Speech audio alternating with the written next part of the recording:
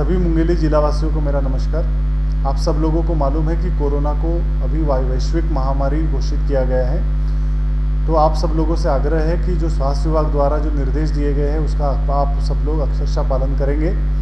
कोई भी नागरिक अनावश्यक रूप से घर से बाहर ना निकले।